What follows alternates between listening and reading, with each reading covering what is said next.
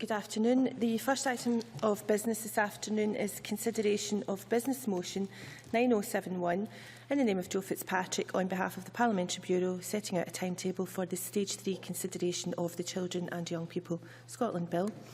Could I ask any members who wish to speak against this motion to press the request to speak button now? And I call on Joe Fitzpatrick to move motion number 9071. Moved. Many thanks. No member has asked to speak against the motion. Therefore, I will now put the question to the Chamber. The question is that motion number 9071 in the name of Joe Fitzpatrick be agreed to. Are we all agreed? We are. The motion is agreed to. The next item of business is portfolio questions, and in order to get as many people in as possible, I would prefer short and succinct questions and answers to match, please. Question number 1, Drew Smith, has been withdrawn and an explanation has been provided. I therefore call question number 2, Alex Ferguson.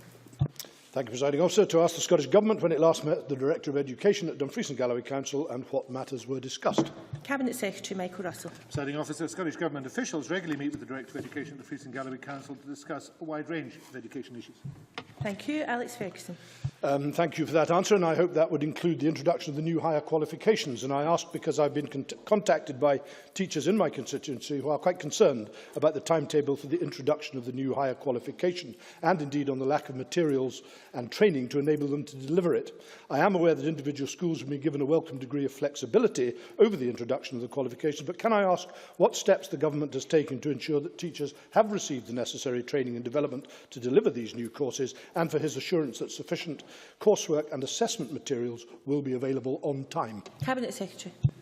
I'm very pleased to say that the SQA has missed not a single deadline in the programme of delivering curriculum for excellence at any level, and will not, I'm absolutely certain, miss these deadlines. The materials are being provided, but in addition we have provided additional training and additional materials whenever that has been requested, or whenever we think that that is something that teachers would look for. That continues, and my colleague Dr Allen is constantly looking for ways in which we can carry on supporting teachers. In terms of the hires themselves, can I just say to the member that I indicated last year when speaking to School Leaders Scotland in November that there was a view that the hires were on track for delivery. But if any individual school and individual subject doubted that, then there was flexibility, because the hires, unlike the National 4 and National 5, will be dual running for at least a year, given that some young people take hires in S5 and some take them in S6. So there was some flexibility. I do not believe that that flexibility will be widely used, but the schools that I visit, and I know Dr Allen visits many schools too, are working hard to deliver a series of courses that are very, very good for young people and are expanding their horizons and expanding Scotland's ability to move forward. Thank you. Question number 3, Colin Beattie. To ask the Scottish Government whether it will provide an update on its foreign language engagement strategy. Minister Alistair Allen. The Scottish Government takes very seriously the issue of language learning and teaching. That is why we have made a commitment to create the conditions in which every child in Scottish schools will have the opportunity to learn 2 languages in addition to their mother tongue by 2020, and this is, of course, the Barcelona 1+2 model. Engagement on this vital 1+2 policy is progressing well. Our strategic implementation group is leading this progress, working with local authorities, Education Scotland and other bodies involved in planning and delivering enhanced language learning in schools. Colin Beattie. I thank the Minister for his response.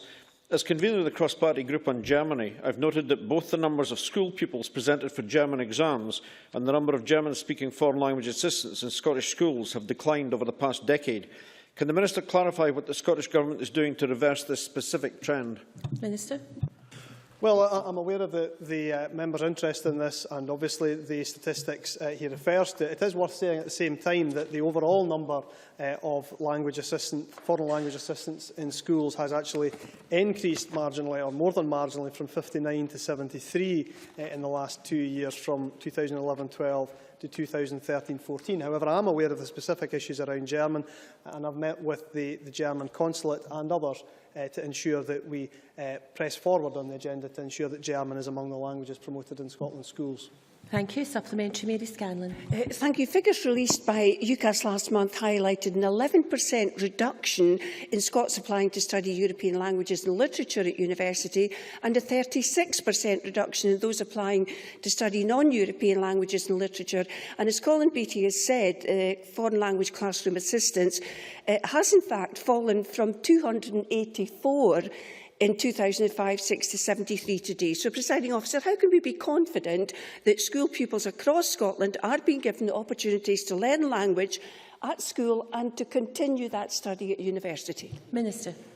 Well, while I certainly wouldn't read too much into a single set of UCAS figures, it does, I suppose, highlight the need for modern language learning to be much more widely taught and much earlier taught in schools as well. The lesson from foreign language learning in other countries is that it simply happens earlier, which is why the 1+2 model of learning languages in primary school is something I hope which in time will feed through into the number of qualifications taken in secondary and also at university. It is also worth saying, however, that additional qualifications such as language for life and work are useful for people who may not wish to study a modern language in its own right at university, but may wish to work or study abroad.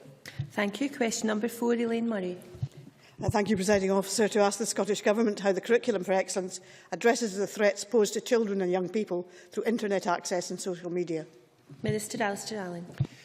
Children and young people will learn about the safe and responsible use of different technologies, including the internet and social media, as part of their broad general education under the Curriculum for Excellence. Furthermore, all staff in schools share a responsibility for identifying and responding to the care and well-being needs of children and young people, whatever the cause. In November 2013, the Scottish Government published guidance on developing policies to promote the safe and responsible use of mobile technologies in schools, and this provides advice for local authorities and schools on how to develop appropriate policies that encourage safe and responsible use whilst protecting staff, children and young people from harassment and abuse which can arise from the misuse of such technology. Thank you. Elaine Murray. Yes, I'd like to thank the Minister for his reply. And this issue requires more time than can be afforded through oral questions. But given the serious threats to the well-being of young people posed by internet activities such as sexting, neck nominate and the easy access to pornography, how can our schools help encourage both the confidence of young people to refuse to consent to unwanted activity and the need for others to respect that decision to refuse consent? Minister. Well, the member raises some very important and, of course, troubling questions, but I think it's fair to say that bringing stakeholders together on this has happened at the recent conference on this that Aileen Campbell and myself, the recent summit that we held, is a useful way forward. And I think it's very much about ensuring that the culture is such that schools from an early age promote a sense of well-being and confidence, as the member puts it, amongst individuals, and a confidence about how to use the internet safely. Thank you. Question number 5, Alex Rowley. Thanks, Presiding Officer. To ask the Scottish Government whether it considers that schools will be in a position to implement the new higher examination through the Curriculum for Excellence in 2014-15. Minister Alistair Allen. Yes, schools across Scotland continue to make good progress on all aspects of Curriculum for Excellence, including the new national qualifications. Education Scotland, SQA, the Scottish Government and local authorities are delivering a wide range of support to help teachers introduce the new hires. We have made clear that the new hires provide smooth progression from the new National 5 qualifications and that therefore we consider it the natural option for young people in Scotland next session. We have also recognised that there needs to be some scope for local flexibility based on professional judgment, where teachers can work closely with their senior management, with local authority and the parent body to make a decision in the best interests of their learners. And we will continue to provide support wherever needed. Alex Rowley. Thank the Minister for that answer. Is the Minister aware that Fife Council has agreed to put £400,000 into supporting the introduction of the new hire after carrying out a survey of all schools in Fife, which showed that there is a need for much more support and that teachers are under massive pressure? And will he agree to meet with me to discuss this further? Minister. I should have said I thank Mr Rowley for his first question, I believe, in the Parliament and welcome him to that role, which leaves him under no obligation to welcome my answers. But I do agree with him that the importance of providing support is central to what we're doing. My understanding is that from the contact that has been had between Education Scotland and Fife Council, support has been requested in 5 areas and has been provided, and that Education Scotland are in no doubt about the abilities of Fife to do what is asked for them in terms of the new qualifications. And I am very willing to meet with the member to discuss any outstanding issues he wishes to raise. Thank you. Question number 6, Siobhan McMahon. Thank you. To ask the Scottish Government when the Cabinet Secretary for Education and Lifelong Learning last met representatives of University Scotland. Cabinet Secretary. Presiding Officer, I met with representatives of University of Scotland on the 3rd of February when I chaired a meeting of the University Sector Advisory Forum. Thank you. Siobhan McMahon.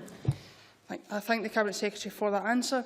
I was recently made aware of a situation where 2 pupils who attended neighbouring schools in my region wished to study medicine at the University of Glasgow. Both pupils received the same exam results, however, one pupil was admitted and one was not. That was because one of the schools was targeted for the university's REACH programme. The pupil attending the school, which had a lower HEPR rating, was given the opportunity to participate in the REACH programme. Does the Cabinet Secretary agree that the current policy is discriminatory and that there should be an equal playing field, and all pupils, regardless of their school, should be permitted to participate in the REACH programme if they do not achieve the required grades? Cabinet Secretary. I think that's a curious assertion to make, because it does go very much against the widening access ideas, which I thought the member's party supported, that we should find ways of widening access to all higher education. If we were to abandon something like the REACH programme, then we would actually make it significantly harder to widen access. I think it is important, however, we recognise another issue that the member correctly raises, that widening access places in medicine are extraordinarily sought after.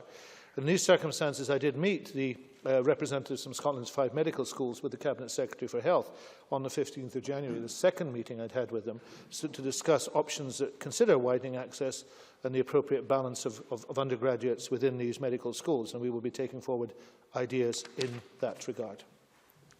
Question number 7, Angus MacDonald. Thank you. To ask the Scottish Government what discussions it's had with Falkirk Council regarding the implementation of national guidance on political literacy.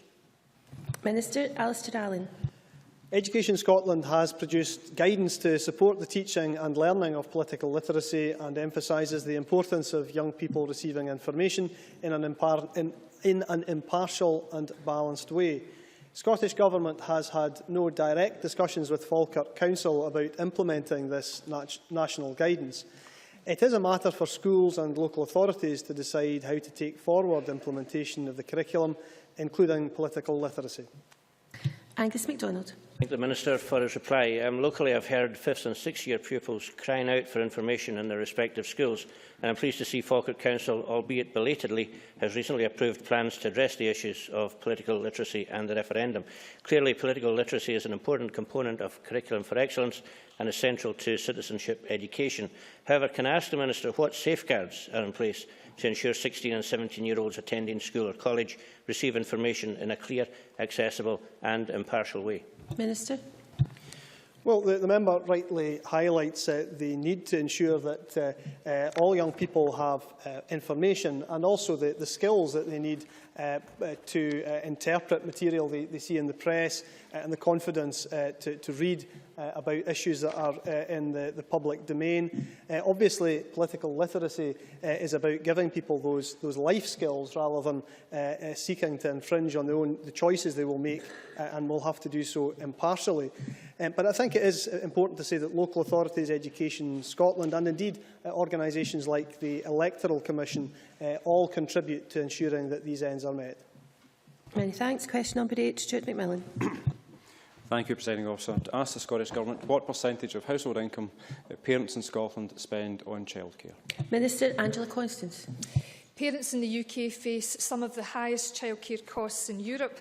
Although these costs are currently lower in Scotland than in England, £94.35 per week compared to £106.52 for 2, 3 and 4-year-olds.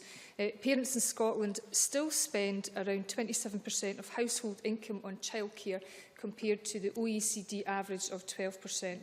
As a government, we recognise that this cost imposes a substantial burden on families, and that's why we have set out the childcare commitments in the Children and Young People's Bill and indeed in the White Paper, which will make a significant impact on the affordability of childcare for all families of children aged 1 to school starting age. Thank you. Stuart McMillan.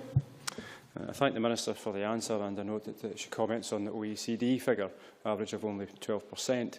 With that being the case, does the Minister agree with me that only with the full powers of independence will this afford Scotland to actually have one of the best childcare systems in the world? Minister. Yes, unsurprisingly, I do agree with Mr McMillan. I think for the first time ever, via the White Paper, we actually have a blueprint for achieving universal childcare here in Scotland. And one of the things that we do know is by increasing the labour market participation of women by 6%, that will release or increase the tax intake by £700 million.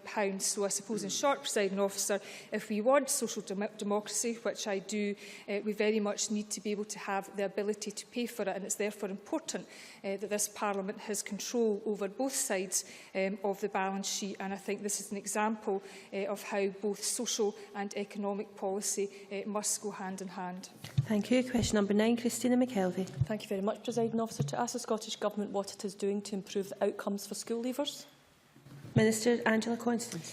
Presiding Officer, this Government is focused on improving the level of qualification for all of our young people leaving school and ensuring access to opportunities for them to continue their education or to get a job. 2013 saw record exam passes with rates increasing for all major qualifications and a record-breaking 91% of our school leavers entering an initial positive destination. Our opportunities for all commitment guarantees an offer of place and learning or training for every 16 to 19-year-old who wants one, and we work closely with schools to help young people make a successful transition into employment, learning or training. Over 60% of school leavers enter higher or further education, with institutions now offering wider access from the most deprived neighbourhoods in Scotland. And we're also supporting young people opting to join the workforce. We have exceeded our ambitious target of delivering 25,000 modern apprenticeships in 2012-13 and are improving the work experience opportunities for young people through schemes like Certificate for Work Readiness. Christina McKelvey. And I thank the Minister for that answer. And the Minister will be aware of a series of jobs fairs that I've been having across my constituency. And one of the key issues that's coming from that, from the young people attend, is the issue around about attainment gap. So could I ask the Minister what progress is being made in reducing that attainment gap between the most and least economically disadvantaged pupils, and ensuring that more young people from disadvantaged backgrounds get to access apprenticeships, training for work or further in higher education? Minister. I thank the member for the question, and if I can put on record the efforts of Christy McKelvey and other MSPs in this chamber who've ran very successful job fairs, which I believe have a very positive contribution to make at a local level. In terms of the attainment gap, I know, or in terms of addressing the attainment gap, I know that there is a political consensus across this chamber and a desire to do so much more. The attainment gap is, of course, narrowing, but we want to make faster progress. I think policies of the governments, such as GIRFEC, Curriculum for Excellence, Opportunities for All, and even the Youth Work Framework, are all very important. And I have to say the work that we're doing in the early years is of crucial importance. And, for example, this afternoon we have landmark legislation in terms of improving the welfare and the early education of Scotland's children. In terms of the issue about widening access that the member raises, widening access agreements are very important in this regard, and also in terms of my own portfolio area, the work in and around the Wood Commission and how we can create clearer pathways so that all young people are better appraised of the vocational education and training opportunities available to them. Thank you. Question number 10, Marco Biaggi. To ask the Scottish Government when it last met representatives of Edinburgh College and what issues were discussed. Cabinet Secretary Michael Russell. Presiding Officer, I met several Edinburgh College representatives on the first birthday reception of the College held in the Parliament on 1st October, hosted by Colin Beattie MSP and Kezia Dugdale MSP. The topics of conversation were many and varied. Marco Biaggi. The Cabinet Secretary will be aware of the ongoing industrial action at Edinburgh College, regardless that the Scottish Government has no direct locus on that. Would he join me in wishing for a swift resolution of the dispute to the satisfaction, in particular, of the staff? Cabinet Secretary. Of course, I'd be happy to join with you and the whole Chamber in wishing for a speedy resolution to the dispute. I'd urge both sides to work constructively towards that end. It is, of course, the fact that staff pay and conditions are matters for colleges to determine. But, of course, negotiation is the only way to conclude such disputes. Thanks. Kezia Dugdale. Thank you, President Officer. And of course, negotiations are still underway right at this very moment. Can I ask the Cabinet Secretary specifically about students? First of all, can he assure us that no student will be financially penalised for observing and respecting the strike action? And secondly to that, a number of students are currently facing HND assessments at the moment. If the strike moves to 3 days a week next week, they'll be materially affected. What additional support can he provide for those students facing assessments at the moment? Cabinet Secretary. Certainly, I would not expect anybody to be penalised, any student to be penalised, but the best support that these students can have is a resolution of this dispute. And I think, therefore, that the proper position of politicians in this is to urge that this dispute be resolved, and the opportunity exists to resolve it. And I do wish, as Marco Biaggi has said, for a speedy resolution. I would urge both sides to work constructively towards that end. It is a matter for both sides to conclude. Mary Scanlon. Does the Cabinet Secretary believe it is reasonable to continue to expect lecturers to teach up to 24 hours a week at degree level? Cabinet Secretary. I think it would be far better if the member took the stance that I have taken, and I think even Kezia Dugdale may be taking, to say negotiations are underway. It is best that the parties to the negotiations reach a conclusion. That is in everybody's interest. I don't want to second-guess any aspect of those negotiations. Regrettably, that's what the member is trying to get me to do. Sarah Boyack. Can I also agree that we need a swift resolution to this dispute? Can I ask the Cabinet Secretary if he is aware that over 51% of staff absences at the Edinburgh College are the result of stress, depression, anxiety and fatigue, and that many of the lecturers I met myself last week said that part of the challenge was dealing with the aftermath of the merger of Edinburgh College and its 3 constituent parts? Cabinet Secretary. Well, I say again to the members, I've said to other members in this rising out of this question, the proper response we have is to urge a resolution of this dispute so that both sides can move forward, so that students are not affected, so that the valuable work of staff is recognised, and that the college itself moves ahead as it must move ahead after a highly successful merger process, which is always difficult, but a highly successful merger process for a college of scale which has huge ambition and whose first birthday was celebrated across this chamber. So what we need to do is to make sure the college moves on. They will only move on if both sides resolve this dispute. I think that is the will of every member in this chamber, whether they represent Edinburgh or whether they simply have an interest in the college sector. I would urge members to urge both sides to reconcile themselves and to solve this dispute. Thank you. Question number 11, Duncan McNeill.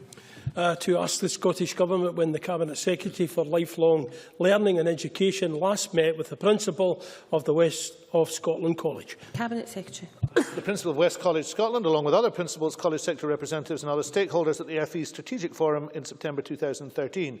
The former considered a range of matters relating to learner success and the interim report of the Commission for Developing Scotland's Young Workforce. Duncan McNeill. Thank the Cabinet Secretary for his response. Between 2007-08 and 2012-13, the number of part-time students studying at James Watt College plummeted by over 9,000.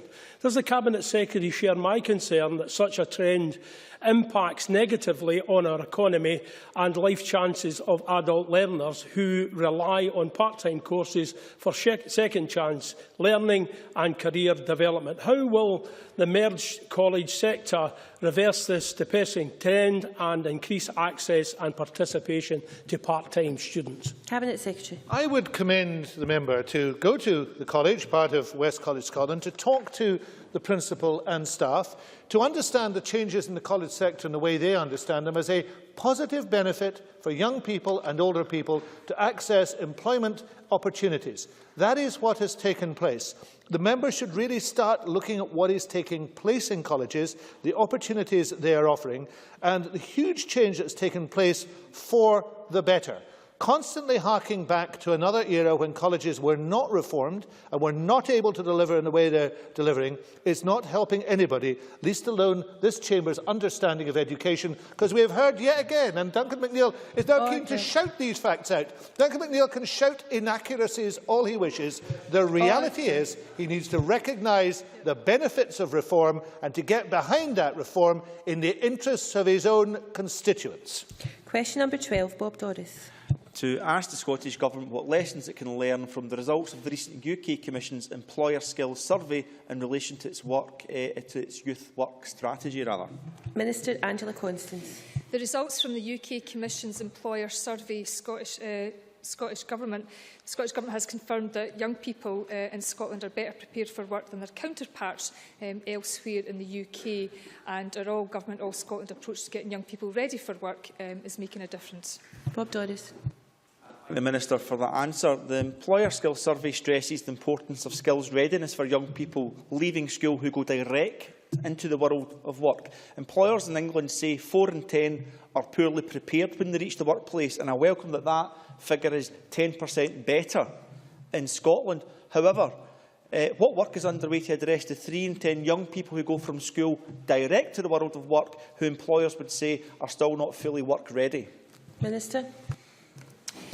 I think it's important to recognise that this employer survey is the principal source of information about employers' perceptions of the labour market. And I actually believe that it's good news that overall employers who actually employ young people find 65% of young people to be satisfied with their work readiness. And that figure actually increases for young people that have been to college and who've been to university.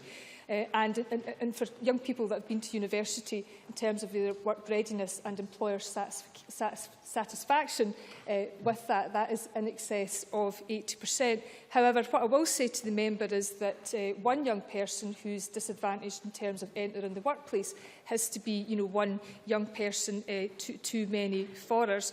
And the aspiration of this government, as recently laid out by the Cabinet Secretary, is, and we should be aspiring to raise that figure from 65% to over 90%. And the work that we are currently pursuing in terms of the Curriculum for Excellence, and indeed the work we're pursuing via the Youth Employment Agenda, which is recognising that our young people are better qualified than ever before, and that young people in Scotland are better prepared for work and are more work ready than their counterparts. Nonetheless, what many young people lack is work experience, and that's why we're investing heavily in things like certificate for work experience, activity agreements, and things such as Community Jobs Scotland. Question number 13, Malcolm Chisholm. To ask the Scottish Government what percentage of pupils who started Primary 1 in Edinburgh schools in August 2013 had not had 6 terms of nursery education. Minister Angela Constance. I'm sorry to say to Mr Chisholm that the Scottish Government does not hold this information, but current policy is that children start funded early learning and childcare from the term after their 3rd birthday. This means that children born between March and August will receive 6 terms, children born between September and December will receive 5 terms, and children born between January and February will receive 4 terms. The parents of children who do not receive 6 terms can request that school entry is deferred for an additional year, enabling the child to start school when they are closer to 5.5 years of age. Malcolm Chisholm. But does the Minister share my concerns that those who start school at 4 are also the ones who've had the least nursery education and therefore are doubly disadvantaged when they start nursery school? For example, someone whose birthday is in February will get 4 terms and start school at 4.5, and deferment is certainly only possible in Edinburgh if the birthday is in January or February, not if the birthday is in November or December. And does the Minister realise that, in a sense, the situation is worse in many schools in Edinburgh where the demand is so great that routinely a significant number of children are only having 1 year of nursery education? So I know there's not an easy answer to this problem, but does she think that there is a problem there to be addressed? Minister. I think the situation is complex, and it is important to recognise that some local authorities can and do provide beyond the statutory entitlement. So some local authorities, such as West Lothian, do have children commencing nursery very soon after their third birthday, and as a Scottish Government that's something that we would certainly encourage local authorities to do where they have the capacity to do so. It is of course open to parents, whether they choose for children of that younger age group, that they can have, they can defer the school start age and have additional, for the children whose birthdays falls the January, February, those children can have an additional pre-school year. I think it's also important to recognise that as we expand our childcare provision, whether it's through the Children and Young People's Act that will be discussed this afternoon, or through the ambitions of the White Paper, as we increase the number of two-year-olds who will be eligible for early years and nursery provision, that the number of two-year-olds affected, as Malcolm Chisholm described, will actually decrease in time. Question number 14, Sandra White. Thank you, Presiding Officer. To ask the Scottish Government what impact it considers that the budget provision for extra childcare will have. Minister Angela Constance. The Cabinet Secretary for Finance, Employment and Sustainable Growth confirmed as part of the budget that we are providing £190 million to our partners in local government over the next 2 years to implement the childcare commitments set out in the Children and Young People Scotland Bill. We have committed a further £59 million over 2 years for a phased expansion of eligibility to the most vulnerable two-year-olds. These investments will deliver significant support for families for whom the cost of childcare can be a challenge. The provisions within the Children and Young People Bill to extend funded early learning and childcare to a minimum of 600 hours a year represents an increase of 45% from the 412.5 hours we inherited in 2007, delivering a saving to families of up to £707 per child per year and benefiting 120,000 children. Sandra White.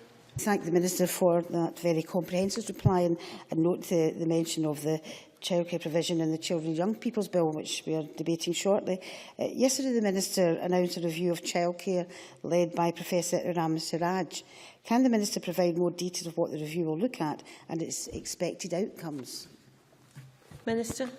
It's very important that as we realise our ambitions for childcare and that transformational expansion, that we develop capacity within the sector. Working with children is very skilled work, it's very important work, it requires qualifications and it requires training. So it's important that we build the capacity and plan ahead to expand the workforce to match our ambitions. And Professor Iram Siraj will lead a very important expert review which will include a cross-representation of people from the private sector, local government, trade unions, and will address issues in and around skills and qualification, recruitment and retention, career pathways, and I think importantly the status of early years childcare workers and other workforce planning issues. Question number 15, Murdo Fraser, has been withdrawn and an explanation has been provided, so I call question number 16, Liz Smith. To ask the Scottish Government what discussions it has had with the SQA regarding the post-results service. Minister Alistair Allen. The Scottish Government is in frequent discussion with the Scottish Qualifications Authority on a range of matters relating to the national qualifications, including the new results service. Liz Smith. Thank you, Minister. Could I ask about a specific issue regarding who will be expected to pay when it comes to the review process for any pupils' results? There seems to be some very considerable confusion as to whether that falls on the local authority or whether it falls on the individual school. And I wonder if you could clarify that. Minister. Well, it should be said that the member will be aware that there are a number of different forms of process that we're talking about here. Firstly, there's the exceptional circumstances situation where someone who has been absent or who for good reason perhaps around bereavement or illness we're talking about, or somebody who immediately after the exam wishes to make people aware of the fact that they were in those circumstances or similar. There will be no charge at all for that service. The other area that we're talking about is the post-result service, where there is the option of either a clerical check or review marking, and it should be said that where that process results in a grade being changed, there will be no charge levied. Question number 17, Dennis Robertson. Sir, to ask the Scottish Government if it considers the Curriculum for Excellence as the appropriate pathway for our young people to choose careers in the energy sector. Minister Alistair Allen. Well, I can certainly strongly agree with the member. I will strongly agree with the member once I respond to his question, but I should say that Curriculum for Excellence, this was my enthusiasm, forgive me, Presiding Officer. Curriculum for Excellence supports the development of knowledge and skills in young people that will equip them for learning, life and work, including moving into a career in the energy industry. The sciences and technology in particular provide opportunities for learners to explore different types of energy sources and their use. Education Scotland and the Energy Skills Scotland are working together to create better links between the industry and education to support more effective learning and teaching on energy in schools and colleges, and to build young people's awareness of careers in the sector. Dennis Robertson. Thank you very much, Minister, for that answer. Would the Minister agree with me then that the Curriculum for Excellence does provide an opportunity and pathway for our young girls at school to go into careers that are generally orientated towards the male sector? Minister. Well, I met only recently today with Mr Russell and Mr Ewing and with representatives of other organisations as well to look at the very issue of how to promote the energy industry in schools. And one thing that has come up again and again, and the member has raised the issue before, is about ensuring that there are pathways specifically for women into the industry. And that, of course, comes down to the support that we all give to promoting science as a subject, not just in school for girls, but also making people aware of the full range of opportunities that exist in terms of employment in the energy sector. Question number 18, Gil Patterson. Ask the Scottish Government what support it provides to local training organisations in Clydebank and Mulgai. Minister Angela Constance. Local training organisations in Clydebank and Mulgai have access to the same Scottish Government funding support available to all commercial or third sector businesses. Additionally, those who are registered on the Skills Development Scotland National Learning Objectives database can bid to support the delivery of the Scottish Government training programmes, including modern apprenticeships and the Employability Fund, or to become an individual learning account approved provider. SDS Local Skills Investment Advisors, who operate out of local offices throughout Scotland, are also able to provide support to locally based training providers on skills investments and training issues. Gil Patterson. Well, I thank the Minister for that very full answer, and that leads me to say, can I thank her for it, and can the Minister confirm that the Scottish Government will encourage and continue local partnerships between schools and training organisations in Clydebank and Mulgai to ensure that young people have the maximum opportunities to learn new skills? Minister. Absolutely, Presiding Officer. Local training providers are very important to the local employability infrastructure, if you like, and I suppose one of the prevailing themes from the interim report on the Wood Commission was about how we galvanise and develop further the partnerships between schools, employers and indeed training providers. I know there are some excellent training providers in Mr Patterson's constituency. I've been out to visit the Lennox Partnership and had the good fortune of bumping into the Lennox Partnership again today at the third sector and voluntary sector 10th annual gathering, and they were certainly speaking about how they've benefited from investment in Community Jobs Scotland. Thank you. Question number 19, Margaret McCulloch, has been withdrawn and explanation has been provided. I'm going to call question number 20, Annabel Ewing, but I need very brief question and very brief answers. Thank you very much, Presiding Officer. To ask the Scottish Government what action it is taking to expand childcare provision. Angela Constance. Well, it's all about the Children and Young People Scotland Bill today, Presiding Officer, and as we know, that includes provision to increase the level and flexibility of funded early learning and childcare for 3- and 4-year-olds and our most vulnerable 2-year-olds to a minimum of 600 hours a year from August 2014. Annabel Ewing. I thank the Minister for her answer, and I very much welcome, of course, the proposed increase she refers to that we will be looking at in the bill today. But can the Minister make it quite clear that it is only by voting yes that we can bring about the transformational change in childcare provision that the women of Scotland wish to see? Briefly, Minister. Well, I think that's crystal clear, Presiding Officer. As I said earlier, for the first time ever, we have a blueprint to achieve universal childcare in Scotland, something that no other government at Scottish or UK levels has ever done before. Thank you. That concludes question time and brings us to the next item of business, which is Stage 3 proceedings on the Children and Young People Scotland Bill.